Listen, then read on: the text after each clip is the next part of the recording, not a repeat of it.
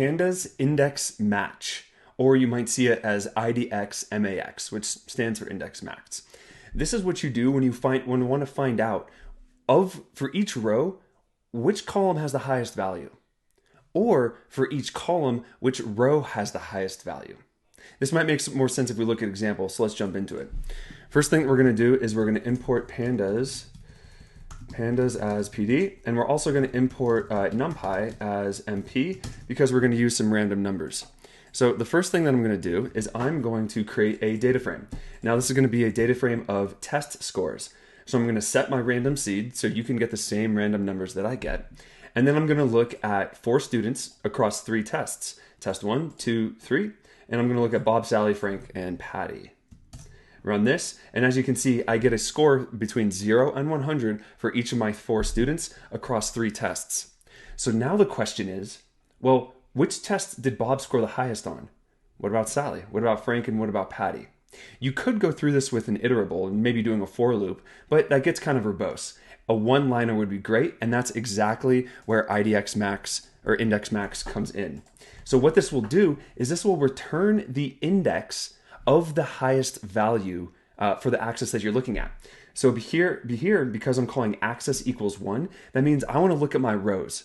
Or in another way is which column is the highest for each one of my rows. Or in plain English, what was the highest test score for each student?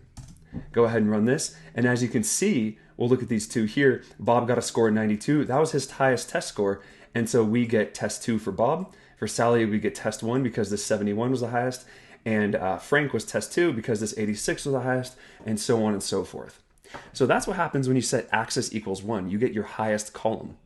But what if you flip the question around, or you transposed the question, which is which student got the highest test score on test 1, on test 2, and on test 3?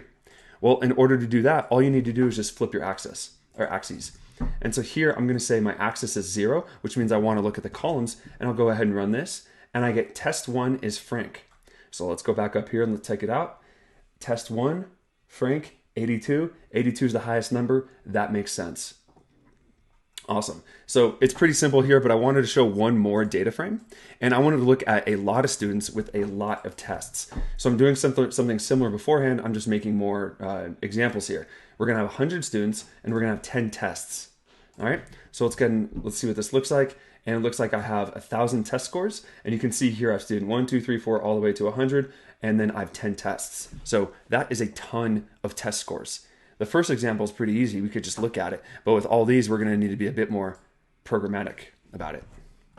I'll go ahead and run IDX Max. And with axis equals 1, meaning I want to find out the highest test score for each student, or the highest test, the one they scored the best on. So it looks like student 1 scored the highest on test 2, and so did student 2. Let's go ahead and confirm that. Looks like 92. Yep, that's the highest number. And 99. Yep, that's the highest number for student 2. And that is Pandas IDX Max.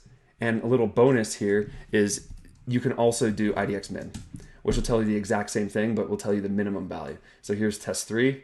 Looks like test 3 is 14. Yep, that's the lowest one for student 1. So there's IDX Max and Min.